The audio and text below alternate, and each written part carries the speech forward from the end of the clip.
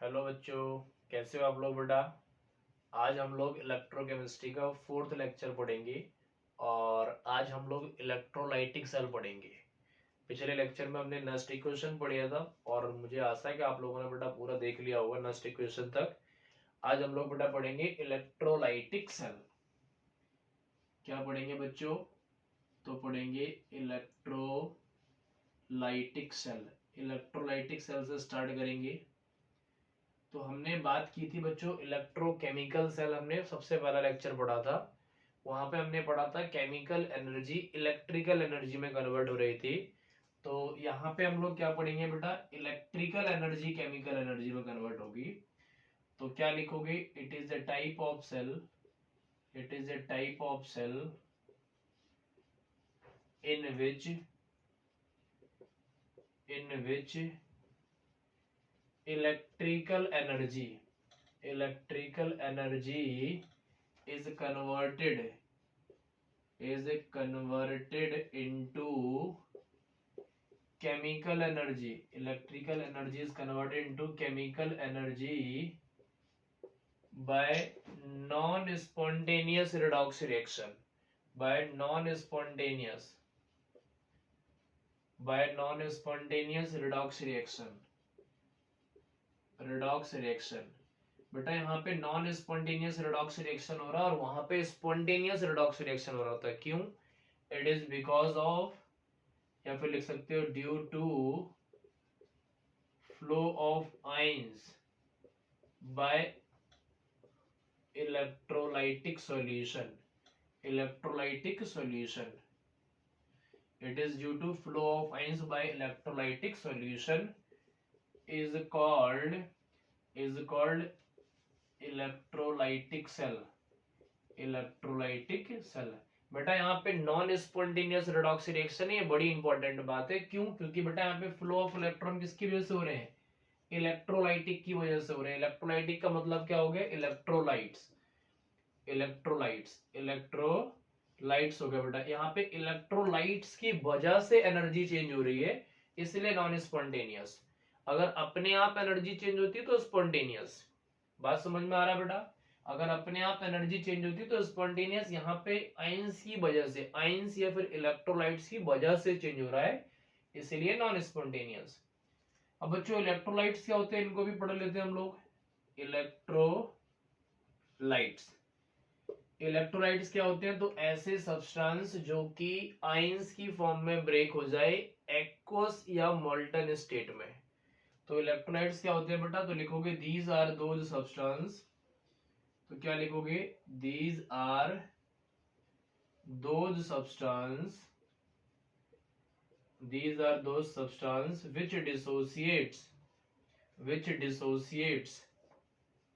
which dissociates into their ions, अपने ions में टूट जाते हैं बेटू। into their ions in aqueous और मोल्टन स्टेट। एक्वस का मतलब क्या हो गया बेटा? वाटर हो गया या कोई भी लिक्विड हो गया, वाटर हो गया। और मोल्टन स्टेट का मतलब क्या हो गया? हीट कर दिया आपने। आयंस कौन से हो सकते हैं? या तो कैटायन हो सकता है या एनायन हो सकता है। या तो कैटायन होगा या फिर एनायन होगा। तो एग्जांपल्स में क्या होगा बच्चों? आपका एसिड हो गए आपके, बेस हो गए आपके, और एंड सॉल्ट हो गए आपके। एसिड, बेस एंड सॉल्ट क्या होते हैं? ये आयंस की फॉर्म में डिसोसिएट हो जाते हैं, इसलिए इनको हमने बोल दिया इलेक्ट्रोलाइट्स। अब इलेक्ट्रोलाइट्स भी बेटा दो तरीके के होंगे, एक स्ट्रॉन्ग इलेक्ट्रोलाइट और वीक इलेक्ट्रोलाइट्स। तो अगर मैं इलेक्ट्रोलाइट्स को डिवाइड करता हूं तो दो तरीके के इलेक्ट्रोलाइट्स हो गए। एक हो गए स्ट्रॉन्ग इलेक्ट्रोलाइट्स और एक हो गए वीक इलेक्ट्रोलाइट्स।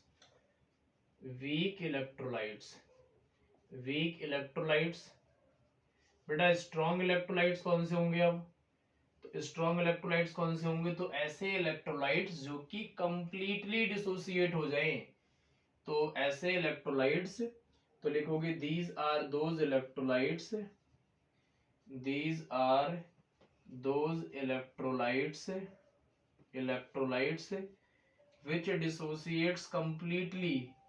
which dissociates बेटा पूरी तरह डिसोसिएट हो जाएंगे, which dissociates completely in aqueous और मोल्टन स्टेट। एक्वस और मोल्टन स्टेट के अंदर बेटा कंप्लीटली डिसोसिएट हो जाए, ऐसे इलेक्ट्रोलाइट्स को कहोगे स्ट्रॉन्ग इलेक्ट्रोलाइट। वीक इलेक्ट्रोलाइट्स क्या होते हैं, तो लिखोगे they do not dissociates completely, they do not dissociates completely, they do not dissociate completely in aqueous और molten state। बेटा ये aqueous और molten state में completely dissolve नहीं होते, तो जो पूरी तरह ब्रेक हो जाए वो स्ट्रॉन्ग इलेक्ट्रोलाइट, और जो पूरी तरह ब्रेक ना हो वो वीक इलेक्ट्रोलाइट। तो बेटा यहाँ पे स्ट्रॉन्ग इलेक्ट्रोलाइट का अल्फा की वैल्यू जो होती है वो 1 के इक्वल होती है, और वीक इलेक्ट्रोलाइट में क्या होगा, alpha is less than 1, alpha is less than 1, 1 ज्यादा होता है। अल्फा क्या होता है बच्चों, डिग्री ऑफ डिसोसिएशन, कितना ब्रेक हो रहा है। अल्फा क्या होता है, डिग्री ऑफ डिसोसिएशन, अल्फा क्या होता है, डिग्री ऑफ डिसोसिएशन, कितना ब्रेक हो रहा है। तो स्ट्रॉन्ग इलेक्ट्रोलाइट तो पूरा ब्रेक हो गया, तो अल्फा की वैल्यू कितनी होगी 1, लेकिन वीक इलेक्ट्रोलाइट में क्या हो गया, अल्फा की वैल्यू 1 से कम हो गई, क्योंकि कंप्लीटली डिसोसिएट नहीं होता। अब हम बच्चों आगे बात करेंगे, स्ट्रॉन्ग इलेक्ट्रोलाइट में भी दो चीजें और वीक इलेक्ट्रोलाइट के अंदर भी दो चीजें। स्ट्रॉन्ग इलेक्ट्रोलाइट में बेटा दो चीजें कौन सी हैं, तो बता देता हूं उसको मैं। आप देखो स्ट्रॉन्ग इलेक्ट्रोलाइट में दो चीजें कौन कौन सी होती हैं। तो स्ट्रॉन्ग इलेक्ट्रोलाइट की बात करते हैं, इधर हो गया बच्चों हमारा स्ट्रॉन्ग इलेक्ट्रोलाइट। स्ट्रॉन्ग इलेक्ट्रोलाइट का मतलब हो गया कंप्लीटली डिसोसिएट हो जाएगा, कंप्लीट डिसोसिएट लिख देते हैं, कंप्लीट, या फिर सीधा बोल देते हैं alpha is equal to 1, complete dissociate.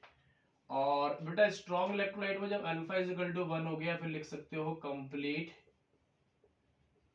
Dissociate, पूरी तरह ब्रेक हो चुका है।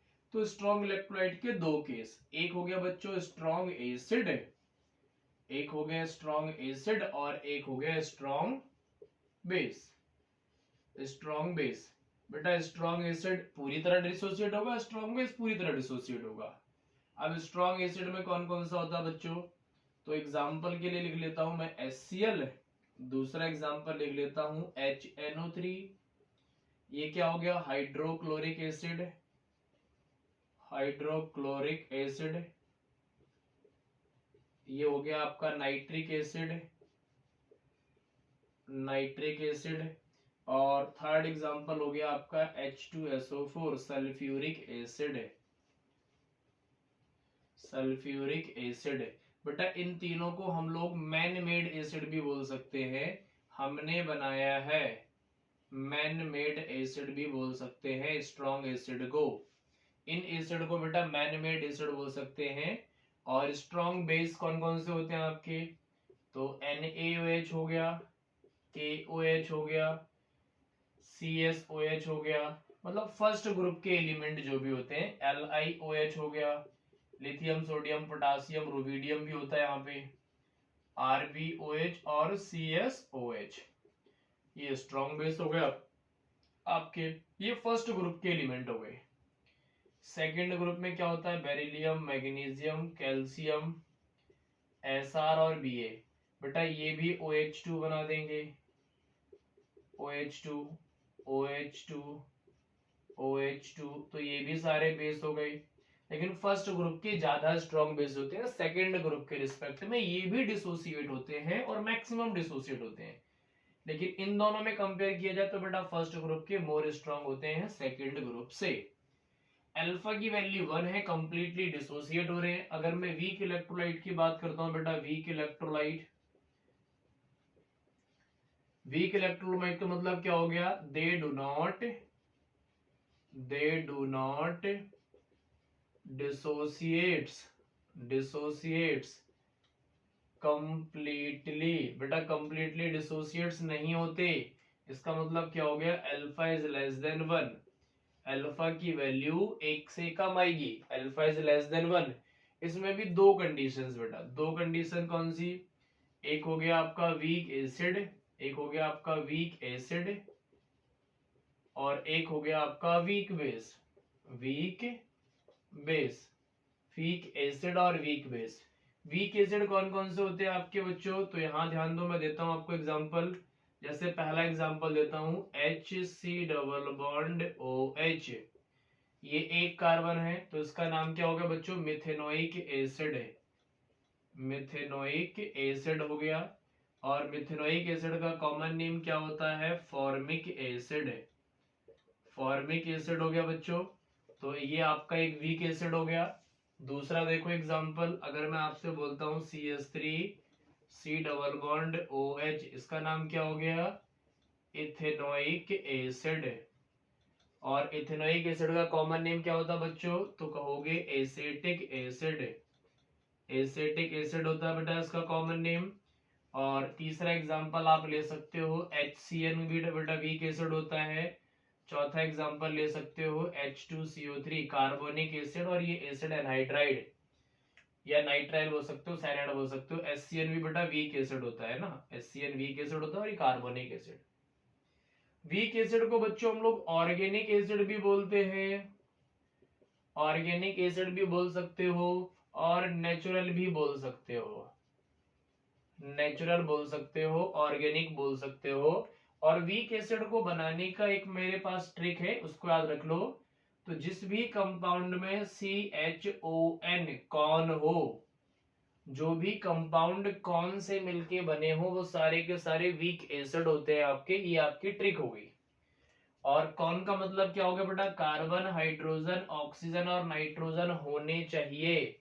नाइट्रोजन हो तो ठीक है, नहीं हो तो भी कोई प्रॉब्लम नहीं है, CHO होना चाहिए, एक्सेप्ट इस एग्जाम्पल के अंदर HCN के अंदर नहीं होता है। बाकी हर एग्जाम्पल के अंदर कार्बन, हाइड्रोजन और ऑक्सीजन होगा तो आप कहोगे वीक एसिड है, नहीं तो वीक एसिड वो नहीं कहलाएगा। तो ये आपकी एक पहचान हो गई, और एक ये आपकी ट्रिक नंबर 1 अभी के लेक्चर की। वीक बेस के अंदर कौन से आते हैं बच्चों, तो हमें दो बेस पढ़ने हैं। एक पढ़ना है NH4OH, this is called ammonium hydroxide, ammonium hydroxide हो गया बेटा, अमोनियम हाइड्रोक्साइड हो गया। और एक पढ़ रहा है RNH2, RNH2 क्या हो गया बेटा, एनिलीन हो गया, या फिर अमाइन हो गया, अमाइन बोल लो आप, अमाइन बोल सकते हो। या फिर बोल सकते हो बच्चों NH3, NH3 ammonia is also a weak base, NH3 भी एक वीक बेस होता है, NH3 से बनता है अमाइन। जो अमाइंस होते हैं बच्चों वो अमोनिया के डेरिवेटिव होते हैं, amines are the derivative of ammonia. यहां पर ये हो गया अमोनियम हाइड्रोक्साइड, ये आपका वीक बेस हो गया। ये बच्चों हमारे इलेक्ट्रोलाइट्स हो गए। अब हमें इलेक्ट्रोलाइट्स को ब्रेक करना है, अब हमें पढ़ना है इलेक्ट्रोलाइसिस क्या है। तो अब हम लिखेंगे बच्चों इलेक्ट्रोलाइसिस, फटाफट नोट करो। तो बेटा अब हम पढ़ेंगे इलेक्ट्रोलाइसिस क्या होता है, तो समझो थोड़ा सा।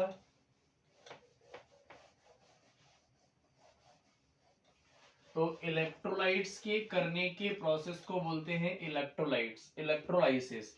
तो देखो बेटा इलेक्ट्रोलाइसिस, इलेक्ट्रोलाइसिस, इलेक्ट्रो का मतलब हो गया इलेक्ट्रोलाइट्स, और लाइसिस का मतलब हो गया ब्रेक। तो इलेक्ट्रोलाइट्स के ब्रेक करने के प्रोसेस को बोलते हैं इलेक्ट्रोलाइसिस, इलेक्ट्रोलाइट्स के ब्रेक करने के प्रोसेस को बोलते हैं। तो क्या बोलोगे, it is the phenomena in which electrolytes are dissociates into their ions, या फिर इट इज द प्रोसेस, क्या बोलोगे बेटा, it is the process, process in which electrolytes are dissociates, electrolytes are dissociates, electrolytes are dissociate into their ions, into their ions in aqueous or molten state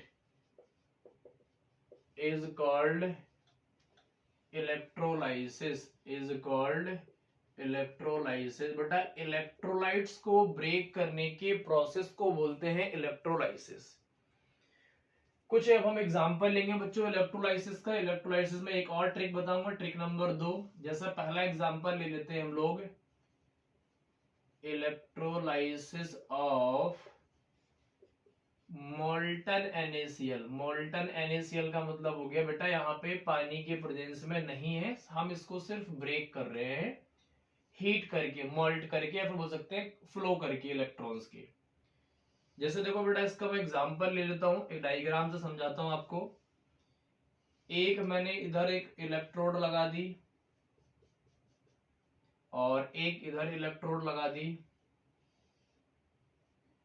और ये electrode बेटा Na की हो गई आपकी, और ये इलेक्ट्रोड आपकी Cl की हो गई। या फिर बोल सकते यहां पे मैंने एक सर्किट को कंप्लीट कर दिया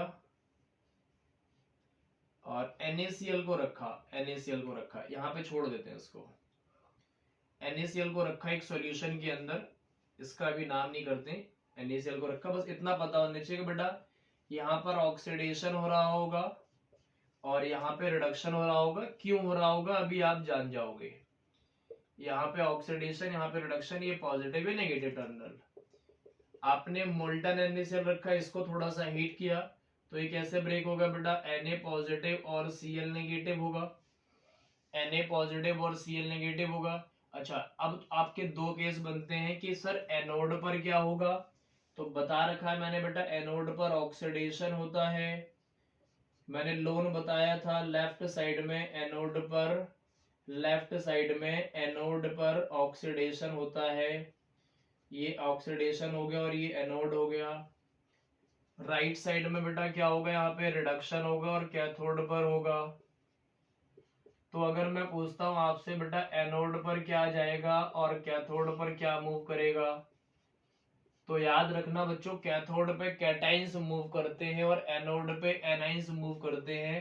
तो कैटाइंस कौन है, Na है, तो कैथोड पे क्या मूव करते हैं बेटा, कैटाइंस जाते हैं, और कैटाइंस क्या है, Na है कैटाइंस। इसका मतलब क्या हुआ, Na ने एक इलेक्ट्रॉन को गेन किया और क्या बन गया, Na बन गया। ये जाएगा आपका कैथोड पे। एनोड पे क्या जाते हैं बच्चों, एनाइंस जाते हैं। तो एनाइंस में क्या है, क्लोरीन है हमारे पास, क्लोरीन था, इसने क्या करा, Cl बन गया और एक इलेक्ट्रॉन को लूज कर दिया। लेकिन ये Cl तो पॉसिबल नहीं है, तो क्या होगा, दो Cl मिलेंगे और क्या बन जाएगा बेटा, Cl2 गैस बन जाएगा। तो ये आपका गया एनोड के ऊपर, Cl आपको मिला एनोड के ऊपर क्लोरीन गैस, और कैथोड के ऊपर मिला आपको Na।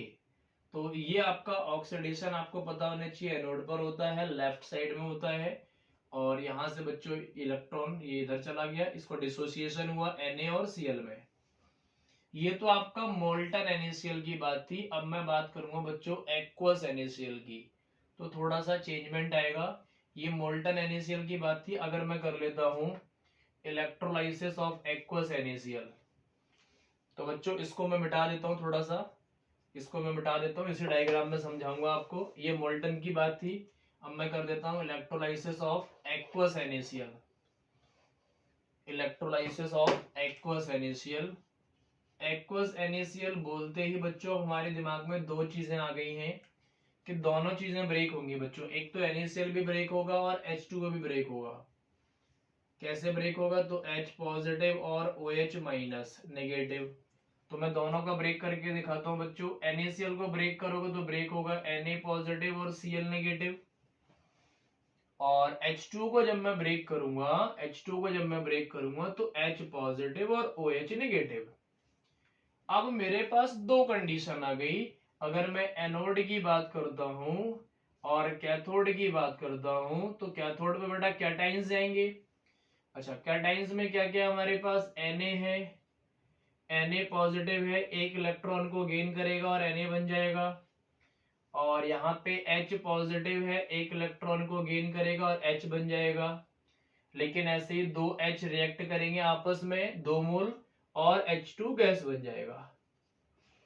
ये बच्चों हो गई आपकी कैथोड की बात। अब बात करेंगे एनोड की, तो एनोड पे क्या क्या है बेटो, क्लोरीन माइनस है, इसने क्या करा, क्लोरीन बनाया और एक इलेक्ट्रॉन लूज कर दिए। दो क्लोरीन आपस में रिएक्ट करके Cl2 गैस बना दिया।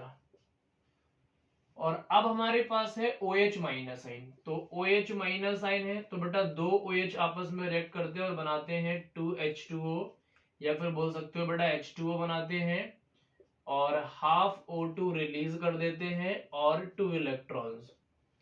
2 मोल्स मैंने OH ले लिए, 2 मोल्स क्यों लिए बेटा, ताकि बैलेंस कर सकूं मैं, 2 मोल्स OH ले लिए तो एक बना H2O, H2O के अंदर एक ऑक्सीजन यूज हो गया, यहाँ 2 ऑक्सीजन है तो एक ऑक्सीजन ये हो गया और 2 इलेक्ट्रॉन्स रिलीज हो गए।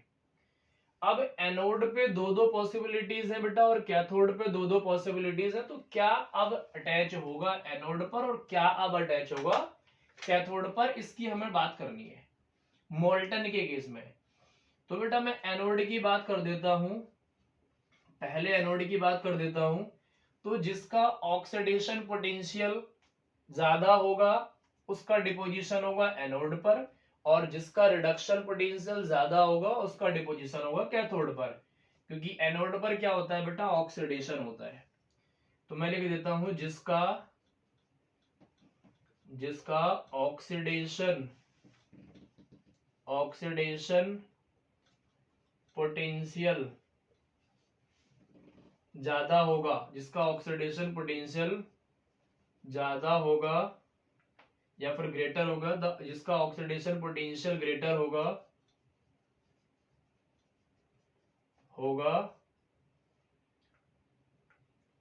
वो एनोड पर डिपॉजिट होगा, एनोड पर जाएगा,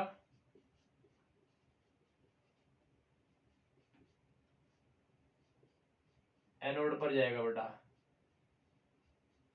जिसका ऑक्सीडेशन पोटेंशियल ज्यादा होगा, ग्रेटर होगा, वो एनोड पर जाएगा, और जिसका रिडक्शन पोटेंशियल ज्यादा होगा वो कैथोड पर जाएगा। तो बेटा यहाँ पे इन दोनों में बात करते हैं एनोड में, तो हमें पता है कि क्लोरीन का ऑक्सीडेशन पोटेंशियल ज्यादा होता है तो एनोड पर क्लोरीन जाएगा, और कैथोड में क्या जाएगा बच्चों यहाँ पे, तो यहाँ पे आपका H2 जाएगा, H2 गैस। तो H2 गैस जाएगा, कैसे होता है बच्चों, तो मैं यहाँ थोड़ा लिख देता हूँ आपको, आपके लिए मैं लिख देता हूँ यहाँ पे थोड़ी सी बातें, इसको मैं बता दे रहा हूँ, एक ट्रिक देख लो, आपके लिए लिख देता हूँ मैं। अगर मैं बच्चों एनोड की बात करूंगा ना, एनोड की बात, तो एनोड पे मैं बात बता देता हूँ थोड़ा सा। जैसे सबसे पहले एनोड पे बात करोगे तो Cl माइनस जाएगा, फिर OH होगा तो OH जाएगा, फिर NO2 माइनस जाएगा, फिर CO3 2 माइनस जाएगा, फिर SO4 2 माइनस जाएगा, और फिर PO3 3 माइनस, PO4 3 माइनस जाएगा। तो बेटा अगर क्लोरीन हुआ तो सबसे पहले क्लोरीन जाएगा। तो एनोड वाली बात तो ये होगी बेटा, एनोड की ट्रिक हो गई, ये एनोड की ट्रिक हो गई कि एनोड पर बेटा कुछ भी हो, अगर इनमें से कोई भी चीज है तो एनोड पे वो जाएगी पहले। तो यहां देखो एनोड पे क्या था बेटा, क्लोरीन था तो क्लोरीन चला गया, एनोड पे क्या चला गया, क्लोरीन चला गया। कैथोड की बात करोगे तो बेटा कैथोड में देख लो, जिसका रिडक्शन पोटेंशियल ज्यादा होगा वो कैथोड पर जाएगा। तो कैथोड की बात करोगे आप लोग, कैथोड की बात करोगे तो बेटा जिसका रिडक्शन, कैथोड का जिसका रिडक्शन पोटेंशियल ज्यादा होगा, ग्रेटर होगा, वो कैथोड पर डिपॉजिट होगा। रिडक्शन पोटेंशियल ज्यादा होगा तो कैथोड पर डिपॉजिट होगा, ऑक्सीडेशन पोटेंशियल ज्यादा होगा तो एनोड पर डिपॉजिट होगा। तो इन दोनों में देखो बेटा H2 का 0 के आसपास होता है इलेक्ट्रोकेमिकल सीरीज में, और Na का क्या होता है, Na का नेगेटिव होता है, तो यहाँ पे H2 का ज्यादा है इसलिए H2 डिपॉजिट हो गया। एक और एग्जांपल लेता हूं बच्चों, इसको मैं बता दूं। तो एक और एग्जांपल देखो आप लोग, उसके बाद फिर मैं आपको एक ट्रिक बताता हूं बढ़िया सी, बहुत ही इंपॉर्टेंट ट्रिक है और बहुत ही ज्यादा सारे क्वेश्चंस आपके ठीक हो जाएंगे। अगर मैं एग्जांपल लेता हूं बेटा AgNO2 का, और एक्वस में इसका इलेक्ट्रोलाइसिस करना है, इलेक्ट्रोलाइसिस इन एक्वस कंडीशन, बेटा एक्वस कंडीशन में इलेक्ट्रोलाइसिस करना है आपको। तो यहां पे देखो क्या करोगे बच्चों, तो क्या होगा Ag प्लस, या मैं लिख देता हूं यहाँ पे AgNO2 की बात करोगे तो ब्रेक होगा Ag प्लस और NO2 माइनस। और H2 के प्रेजेंस में बात करोगे बेटा तो H प्लस और OH माइनस। अब आपके पास दो चीजें हो गई बच्चों, देखो यहाँ पे दो चीजें हो गई हैं। एक तो आपके पास ये हो गया एनोड वाली बात, और आपके पास एक हो गई कैथोड वाली बात। कैथोड पे बेटा कैटाइंस जाएंगे, ये आपको पता होना चाहिए। कैथोड पे क्या जाएंगे? कैटाइंस जाएंगे। तो कैटाइंस कौन से हमारे पास? Ag प्लस था, एक इलेक्ट्रॉन गेन किया और Ag बन गया। और यहाँ पे H प्लस था, एक इलेक्ट्रॉन गेन किया, H बना। ऐसे ही दो H मिले और H2 गैस बन गया। दो H मिले और H2 गैस बन गया। एनोड की बात करोगे बेटा तो क्या क्या जाएगा? NO2 जाएगा और NO2 जाएगा और आपका OH माइनस जाएगा। अब यहाँ देखो आप इन दोनों में से किसकी प्रायोरिटी ज्यादा है? तो बेटा OH की प्रायोरिटी ज्यादा है तो OH जाएगा। तो यहाँ पे होगा क्या? 2OH माइनस जाएंगे और बनेगा H2O plus half O2 plus 2 electrons. तो आपको पता चल गया बेटा प्रायोरिटी टेबल को देख के कि कौन पहले जाएगा और कौन किस पे जाएगा, कौन एनोड के पास जाएगा और कौन कैथोड के पास जाएगा। तो ये आपका हो गया एनोड के पास, ये आपका हो गया एनोड के पास, और ये हो गया मतलब O2 गैस जाएगा एनोड के पास, और कैथोड के पास हो गया आपका H2 गैस। यहां से बच्चों हमको पता चल जाता है। एक और मोस्ट इंपॉर्टेंट एग्जांपल है, उसको भी देख लेते हैं, फिर हम लोग ट्रिक देखेंगे एक, फिर हम लोग बेटा ट्रिक देखेंगे एक, उसके बाद फिर सारे क्वेश्चंस हमारे बहुत जल्दी फटाफट फटाफट होते रहेंगे। अगर बेटा आपसे पूछा जाए कि एक तरफ मैं बना देता हूं एनोड पे एक टेबल बना देता हूं, एक सर्किट बना देता हूं, यहां पे बच्चों एक रॉड है, वो है impure copper, impure copper Cu की है। और यहां पर बेटा एक रॉड है, वो है प्योर कॉपर की, प्योर कॉपर है यहाँ पे, और यहाँ पे इम्प्योर कॉपर है। और हमें पता है बेटा यहाँ पे इलेक्ट्रोलाइसिस करवा रहे हैं हम लोग, तो एनोड की साइड ऑक्सीडेशन होता है। तो यहाँ पे बच्चों इस कॉपर का ऑक्सीडेशन हो गया, इम्प्योर कॉपर का ऑक्सीडेशन हो रहा है, इंपॉर्टेंट बात है। ये ऑक्सीडेशन हुआ तो आप करोगे Cu से इसको ब्रेक करोगे Cu प्लस, और एक इलेक्ट्रॉन बाहर चला जाएगा। और प्योर कॉपर की बात करोगे बेटा Cu, यहाँ पे क्या हो रहा है? रिडक्शन हो रहा था, तो Cu प्लस ने क्या करा? एक इलेक्ट्रॉन को गेन किया और Cu प्लस हो गया। और यहाँ पे Cu प्लस 2 की फॉर्म में भी कर सकते हो बच्चों, दोनों फॉर्म में एग्जिस्ट करता है। तो Cu प्लस 2 इलेक्ट्रॉन्स कर लेते हैं। और यहाँ पे क्या होगा? यहाँ पे बेटा ये तो एनोड की बात हो गई, ये एनोड की बात हो गई, एनोड पे ऑक्सीडेशन हो गया। अब मैं कैथोड की बात करता हूं, तो कैथोड पे क्या हो रहा था बेटा? रिडक्शन हो रहा था, Cu2 प्लस 2 इलेक्ट्रॉन्स गेन किया और Cu बन गया। यहाँ पे बच्चों कॉपर इम्प्योर था, ये रॉड, और ये प्योर थी। तो इनप्योर क्या हो रहा है बेटा? यहाँ पे ब्रेक कर रहा है, कॉपर की रॉड को क्या कर रहा है? ब्रेक कर रहा है, ऑक्सीडेशन हो रहा है, बार बार बार बार बार बार इलेक्ट्रॉन्स को लूज कर रहा है। Cu से Cu2 प्लस N और 2 इलेक्ट्रॉन्स। बेटा जो ये वाले इलेक्ट्रॉन्स बच रहे हैं ना, इस वाले इलेक्ट्रॉन्स को ये कॉपर यूज कर ले रहा है, ये वाला, और इस पे जाकर डिपॉजिट हो जा रहा है। तो आपसे पूछेगा बेटा कि इस मेथड से हमें क्या मिलता है, तो आप क्या कहोगे? इस मेथड से हम बेटा इनप्योर कॉपर को प्योर कॉपर में कर लेते हैं, क्योंकि प्योर कॉपर आपको जो मिलता है, प्योर कॉपर जो मिलता है आपको कहाँ मिलता है? कैथोड पर मिलता है। आपसे पूछेगा एग्जामिनर कि प्योर कॉपर कहाँ मिलता है आपको, किसकी वजह से मिलता है? तो प्योर कॉपर आपको कैथोड पे मिलता है और रिडक्शन की वजह से मिलता है। इनप्योर कॉपर का ऑक्सीडेशन होता है क्योंकि वो एनोड की तरफ यूज होता है, और प्योर कॉपर का रिडक्शन होता है क्योंकि वो कैथोड की तरफ यूज होता है। ये तो बच्चों आपकी ट्रिक हो गई, ये तो आपका जनरल फॉर्मूला हो गया। अब मैं आपको एक क्वेश्चन देता हूं, पहले ट्रिक बताता हूं फिर आप क्वेश्चन देता हूं, ताकि आपका 10 से 15 सेकंड में ही क्वेश्चन आपके हो जाए। एक क्वेश्चन बड़ा ही इंपॉर्टेंट है बच्चों, वो आप भूलना मत, तो आपके सारे क्वेश्चन एकदम फटाफट फटाफट होते जाएंगे। ट्रिक नंबर 2, इलेक्ट्रोलाइसिस का ही कंक्लूजन है बेटा, मैं लिख देता हूं, if Cl minus Br minus and I minus is used, then Cl2 Br2 and I2 deposited at anode, deposited at anode, otherwise H2 is used. Anode पर यूज होगा, नहीं तो बेटा H2 यूज होगा. दूसरी trick number 2, if electropositive metals S block are used, then use oxygen at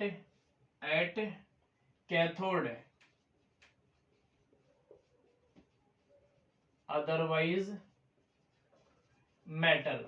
अगर बच्चों S block element है तो एनोड पर कैथोड पर आपका ऑक्सीजन हो जाएगा, नहीं तो आपका मेटल हो जाएगा.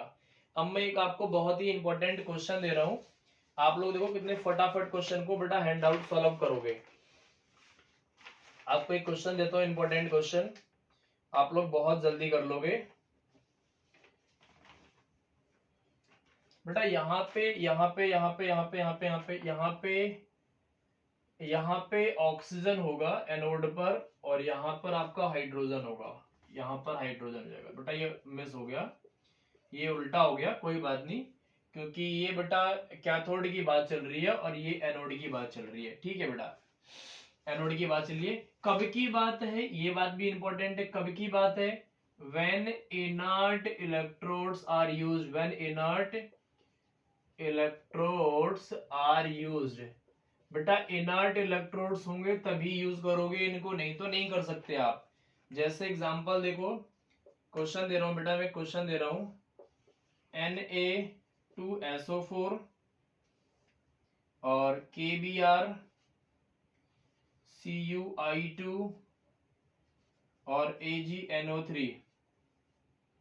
आपको बताना है कि एनोड पर क्या डिपॉजिट होगा और कैथोड पर क्या डिपॉजिट होगा. एनोड पर क्या डिपॉजिट होगा और कैथोड पे क्या डिपॉजिट होगा. तो यहाँ पे आप देखो, क्या बेटा Cl, Br और I में से कुछ दिख रहा है यहाँ पे, तो आप कहोगे सर नहीं दिख रहा. नहीं दिख रहा है, इसका मतलब क्या डिपॉजिट होगा, O2 डिपॉजिट होगा.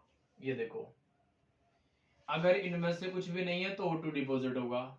यहाँ देखो बच्चों, क्या Cl, Br और I है, तो आप कहोगे सर Br है, इसका मतलब क्या होगा, यहाँ पे Br2 डिपॉजिट होगा एनोड पर.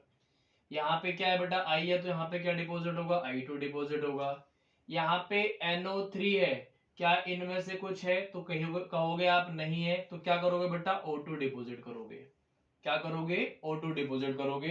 अब यहाँ पर आ जाओ सेकंड वाले पे. अब हम किस पे आ गए बेटा, कैथोड पर आ गए. कैथोड पर आ गए, तो यहां देखो बच्चों, एस ब्लॉक एलिमेंट है क्या ये, तो आप कहोगे हाँ सर है. अगर एस ब्लॉक एलिमेंट है तो क्या यूज करोगे आप, हाइड्रोजन, तो यहां पर H2 कर दो. ये एस ब्लॉक एलिमेंट है क्या, तो सर ये भी एस ब्लॉक एलिमेंट है, तो यहां पर क्या यूज करोगे, फिर से हाइड्रोजन.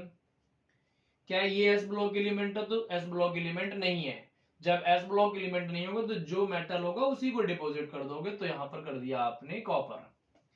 क्या ये एस ब्लॉक एलिमेंट है, तो बिल्कुल नहीं है, ये भी एस ब्लॉक एलिमेंट नहीं है, तो यहां पर भी डिपॉजिट हो गया Ag.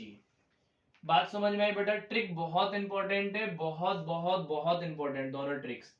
अगर ये वाली कंडीशन है तो आप इसको यूज करोगे, नहीं तो O2 को यूज करो. और अगर एस ब्लॉक एलिमेंट है तो एलिमेंट की जगह पे हाइड्रोजन को यूज करोगे, नहीं तो आप एलिमेंट को यूज करो. अब एस ब्लॉक एलिमेंट कौन कौन से होते हैं बेटा, तो फर्स्ट ग्रुप के एलिमेंट जो होते हैं, फर्स्ट ग्रुप के जो एलिमेंट होते हैं वो होते हैं लिथियम, सोडियम, पोटासियम, रुबिडियम और सीजियम. सेकंड ग्रुप के जो एलिमेंट होते हैं वो होते हैं आपके बेरिलियम, मैग्नीशियम, कैल्शियम, Sr और Ba. आप इनको याद रखो, आपका काम बन जाएगा. ये बच्चों इलेक्ट्रोलाइसिस की बहुत बेहतरीन ट्रिक थी, बहुत ही इंपॉर्टेंट ट्रिक है. सारे क्वेश्चंस आपके 10 से 15 सेकंड में हो जाएंगे. और बेटा जेई में बहुत इंपॉर्टेंट क्वेश्चन आता है, बच्चे बहुत ज्यादा कंफ्यूज होते हैं. एक क्वेश्चन और है बच्चों, एक क्वेश्चन और है. अगर मैं आपसे पूछता हूं कंसंट्रेटेड H2SO4 का इलेक्ट्रोलाइसिस क्या होगा, तो अगर मैं आपसे पूछता हूं concentrated H2SO4, electrolysis of concentrated H2SO4, तो बेटा कंसंट्रेटेड H2SO4 को जब इलेक्ट्रोलाइज करते हो तो H2SO4 को जब आप ब्रेक करोगे तो ब्रेक कैसे होगा, H प्लस और HSO4 माइनस आयन। तो यहाँ पे ध्यान दोगे बेटा एनोड पर क्या जाएगा और कैथोड पर क्या जाएगा। तो एनोड पर क्या जाता है बेटा, कैथोड पे कैटाइन जाएगा। कैटाइन क्या है आपके पास, H है, तो हमने H प्लस आयन गया और एक इलेक्ट्रॉन गेन किया तो बना H, और दो H ऐसे ही मिले तो H2 गैस बनी। तो आपसे पूछता है बेटा एनोड कैथोड पे क्या जाएगा, तो H2 गैस जाएगा। यहाँ पे क्या होता है बच्चों, एनोड पर जो HSO4 माइनस है ये आपस में बेटा डाइमर फॉर्म कर लेता है और बना लेता है H2S2O8। ये इंपॉर्टेंट है बेटा, डाइमर फॉर्मेशन हो जाता है। डाइमर फॉर्मेशन की वजह से डबल हो गया H2S2O8, this is called Marshall acid. Marshall acid हो गया। और इसका स्ट्रक्चर मोस्ट इंपॉर्टेंट है, ये आपका क्वेश्चन बनता है इनऑर्गेनिक में, यहां पर भी आप लोग देख लो OH OH OH O यहां पर सल्फर सल्फर, ये हो गया बेटा आपका मार्शल एसिड, और यहाँ पे आपका पेरोक्साइड बॉन्डिंग हो गया। मार्शल एसिड के अंदर क्या होगा बच्चों, आपका पेरोक्साइड बॉन्डिंग हो गया। ये इंपॉर्टेंट क्वेश्चन है। H2SO4 का बच्चों क्या बनता है, डाइमर बन जाता है। H2SO4 का क्या बनता है, डाइमर बन जाता है। एक और इंपॉर्टेंट है, एक और है इलेक्ट्रोलाइसिस इंपॉर्टेंट, उसको भी देख लो बेटा। Electrolysis of NaCl in the presence of, मैं लिख देता हूं बच्चों, electrolysis of NaCl in the presence of in the presence of inert electrode है। इनर्ट इलेक्ट्रोड के मतलब क्या हो गया बेटा, गोल्ड हो गया आपका, प्लेटिनम हो गया, Hg हो गया। तो Hg की प्रेजेंस में कर रहे हैं हम लोग। तो बेटा NaCl को तो अभी हमने इलेक्ट्रोलाइसिस किया था, NaCl को आपने ब्रेक किया तो Na पॉजिटिव और Cl नेगेटिव हुआ। एनोड बना लिया हमने और कैथोड बना लिया हमने। कैथोड पे बेटा कैटाइन जाएगा तो हमने क्या करा, एनोड Na प्लस एक इलेक्ट्रॉन गेन किया और Na बना दिया। और एनोड पे एनाइन जाएगा, कैथोड पे कैटाइन हो गया तो Cl माइनस था, एक इलेक्ट्रॉन इसने, जब Cl माइनस था बेटा ये Cl बना, एक इलेक्ट्रॉन लूज करा, दो Cl से आपस में Cl2 गैस बन गया। यहाँ पे बेटा Hg के साथ किया हुआ है, ये इनर्ट इलेक्ट्रोड का मतलब क्या हुआ, इनर्ट इलेक्ट्रोड्स का मतलब क्या होता है, बड़ा इंपॉर्टेंट मतलब है बेटा, they do not react with solution, react with solution, solution के साथ रिएक्ट नहीं करेंगे लेकिन इलेक्ट्रॉन्स को ट्रांसफर करवाने में हेल्प कर सकते हैं। They do not react with solution but they helps in the transfer of electrons, electrons को ट्रांसफर करवाने में हेल्प कर सकते हैं लेकिन ये रिएक्ट नहीं करते। तो बेटा यहाँ पे Hg के साथ करते मिलाते हैं तो यहाँ पे क्या बन जाता है, कैथोड पर आपका बन जाता है NaHg, this is called sodium amalgam, sodium amalgam, sodium amalgam बन गया। ये बच्चों आपके इलेक्ट्रोलाइसिस के कुछ इंपॉर्टेंट कॉन्सेप्ट हो गए, ट्रिक हो गई आपकी इलेक्ट्रोलाइसिस की। इसके बाद हम लोग पढ़ते हैं बेटा फैराडेज लॉ। तो नेक्स्ट टॉपिक आपका है फैराडेज लॉ। बच्चों फटाफट नोट करो इतना, फिर हम नेक्स्ट टॉपिक पे पहुंचेंगे फैराडेज लॉ पे। फैराडेज लॉ क्या बोलता है, तो बच्चों फैराडेज लॉ ने क्या बोला समझो आराम से। फैराडेज लॉ, बेटा दो लॉ है फैराडेज के। फर्स्ट लॉ क्या बोला, फर्स्ट लॉ में क्या बोला बच्चों, तो हमने पढ़ा था, मैं बता देता हूं आपको थोड़ा सा। हमने पढ़ा था कि एनोड पे बेटा ऑक्सीडेशन होता है, कैथोड पे रिडक्शन होता है,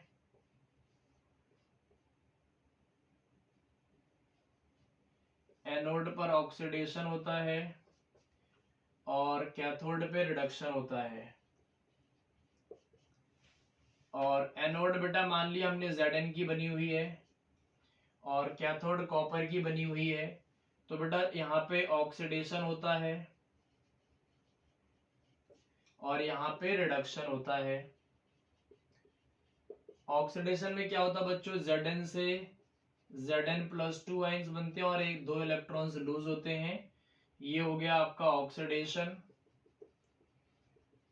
और रिडक्शन में क्या होता है कि कॉपर जो होता है बेटा दो इलेक्ट्रॉन्स को गेन करके इस रॉड के ऊपर डिपॉजिट होता है, ये होता है रिडक्शन।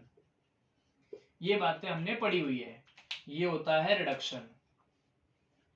तो यहाँ पे बेटा क्या हो रहा है कि रिडक्शन में कॉपर की डिपोजिशन हो रही है, कॉपर की रॉड पे डिपोजिशन हो रही है। तो इसी को फैराडे ने बोला, क्या बोला, the amount of mass deposited at electrode या फिर on electrode is directly proportional to charge flow in the circuit. कितना फ्लो हो रहा है चार्ज, उतना ही ज्यादा मास डिपॉजिट होगा कैथोड के ऊपर या फिर कोई भी इलेक्ट्रोड के ऊपर। जितना ज्यादा चार्ज फ्लो होगा बेटा उतना ज्यादा मास डिपॉजिट होगा, क्योंकि उतना ज्यादा रिडक्शन होगा। तो उन्होंने क्या बोला फर्स्ट लॉ में, the mass deposited on electrode, mass deposited on electrode, mass deposited on electrode is directly proportional to the charge flown in the circuit। जितना ज्यादा बेटा चार्ज फ्लो करेगा सर्किट के अंदर, charge flows in the circuit, charge flows कर देते हैं, flow की जगह पे charge flows in the circuit, जितना ज्यादा चार्ज फ्लो करेगा उतना ज्यादा मास डिपॉजिट होगा। तो बेटा M is directly proportional to Q। M क्या है, mass deposited on the electrode, mass deposited on electrode. और चार्ज क्या है, charge flows in the circuit. बेटा charge flows in the circuit. Charge क्या होता है बेटा, तो यहां देखो डायरेक्टली प्रोपोर्शनल को हटाया तो हमने लगाया Z और Q। Z क्या है, इलेक्ट्रोकेमिकल इक्विवेलेंट। Z क्या है बेटा, इलेक्ट्रोकेमिकल इक्विवेलेंट है। और Z होता क्या है देखो, तो Z होता है हमारे इक्विवेलेंट, मैं पूरा लिख देता हूं, इक्विवेलेंट वेट अपॉन में 96500 कूलम्स फैराडे के इक्वल होता है। और इसको मैं F बोल सकता हूं क्या, और इक्विवेलेंट वेट क्या होता है बेटा, इक्विवेलेंट वेट की जगह पर लिख सकता हूं मैं एटॉमिक मास अपॉन में n फैक्टर इनटू, इसको मैं क्या लिख सकता हूं बेटा, फैराडे लिख सकता हूं क्या, NF। एटॉमिक मास को लिख सकता हूं मैं A, और A हो गया N और ये हो गया F। N क्या हो गया बेटा, यहाँ पे number of free electrons, N क्या हो गया यहाँ पे, नंबर ऑफ फ्री इलेक्ट्रॉन्स। तो Z की वैल्यू होती है इक्विवेलेंट वेट अपॉन में 96500। इक्विवेलेंट वेट को लिख सकते हो अपॉन में, अब इक्विवेलेंट वेट क्या होता है बेटा, मोलर मास अपॉन में N। N क्या हो गया यहाँ पे, नंबर ऑफ फ्री इलेक्ट्रॉन्स, और इसको लिख सकता हूं मैं F। तो मैंने लिख दिया Z is equal to atomic mass A upon में NF। इसकी वैल्यू यहां पुट कर दो, तो बेटा M इज इक्वल टू क्या हो गया, A Q अपॉन में, मैं लिख देता हूं अच्छे से, M इज इक्वल टू हो गया A Q अपॉन में NF। और हम जानते हैं Q क्या होता है, तो चार्ज होता है बेटा, Q इज इक्वल टू होता है चार्ज, और चार्ज इज इक्वल टू होता है I into T, current into time. I into T. I क्या हो गया, current into time, current into time.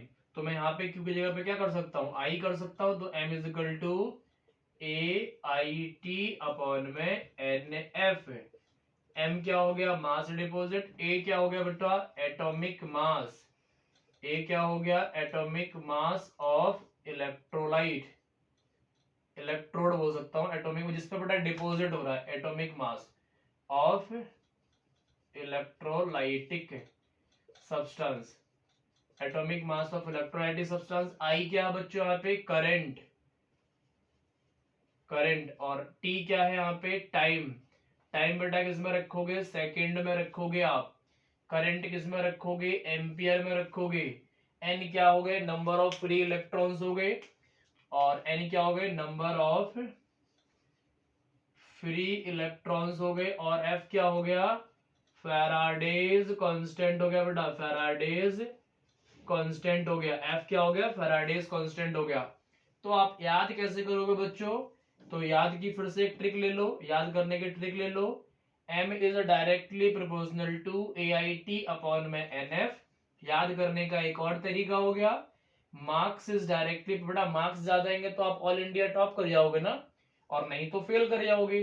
तो marks is directly proportional to all India topper, नहीं तो फेल। तो क्या हो गया बच्चों, marks is directly proportional to all India topper, नहीं तो फेल। ये इंपॉर्टेंट क्वेश्चन हो गया आपका, ये इंपॉर्टेंट टॉपिक हो गया आपका फैराडेज का फर्स्ट लॉ। फटाफट बच्चों नोट करो, फिर हम सेकंड लॉ पे बात करेंगे। अब देखो बच्चों, इसके बाद पढ़ेंगे हम लोग फैराडेज का second law, second law of Faraday. तो इसके बाद अब हम पढ़ेंगे बच्चों सेकंड लॉ ऑफ फैराडे। अब हम पढ़ेंगे सेकंड लॉ ऑफ फैराडे।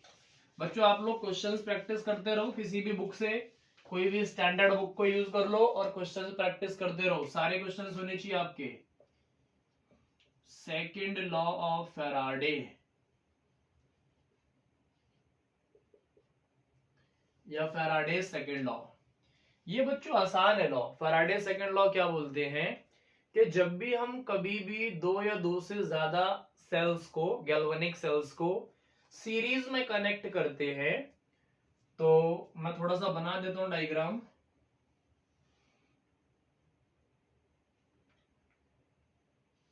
एक सेल ये हो गया हमारा, एक सेल ये हो गया हमारा, और एक सेल ये हो गया हमारा। यहां पे दो इलेक्ट्रोड लगा दी मैंने, यहां पे दो इलेक्ट्रोड लगा दी,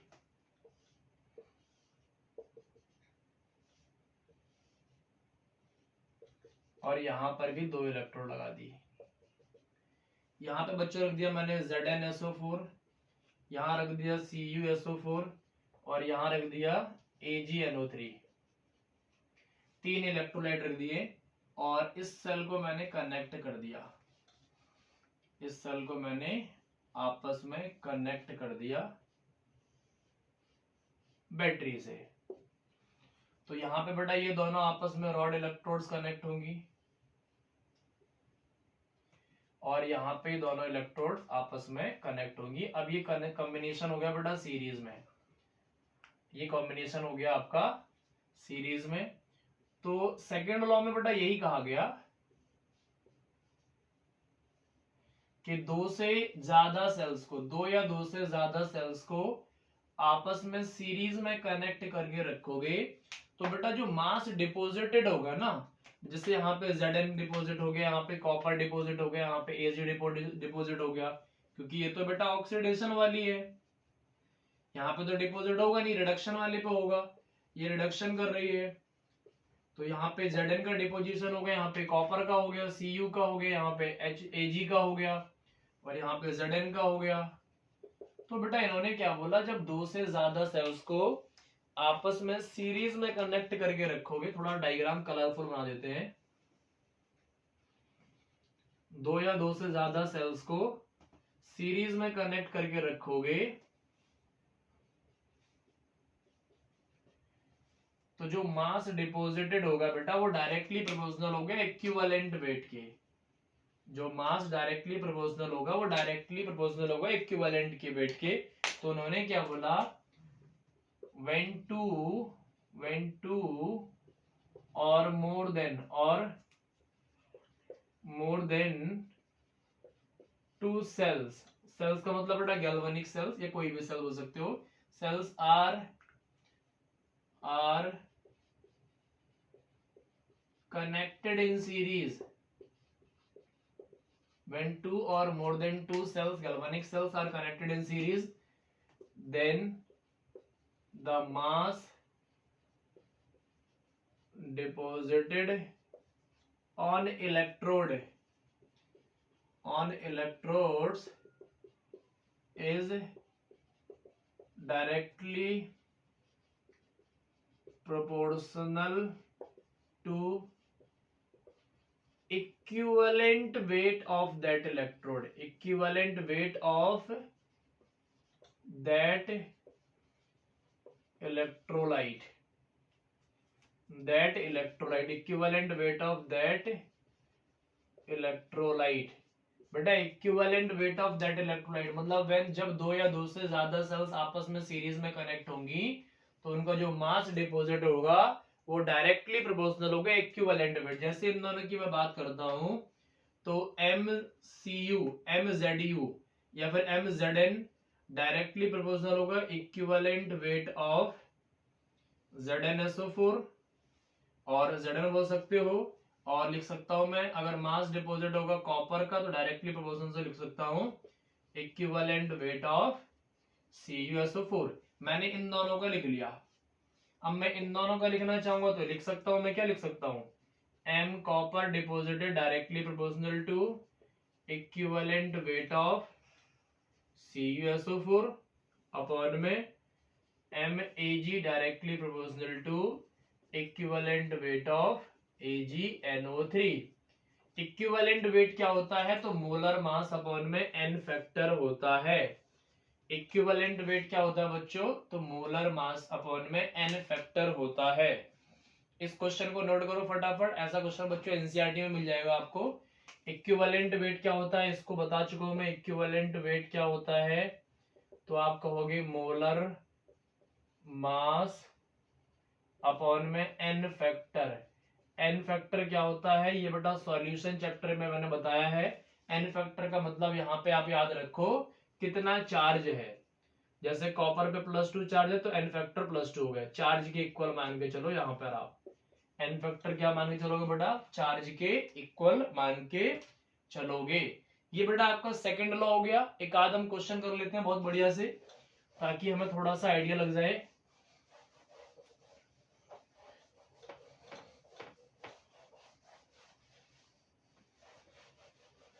तो देखो बेटा एक क्वेश्चन देखो, एक क्वेश्चन देखो बेटा, एक क्वेश्चन दे रहा हूं।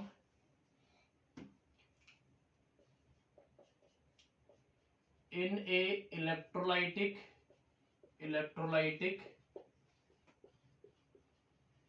solution of CuSO4, in electrolytic solution of CuSO4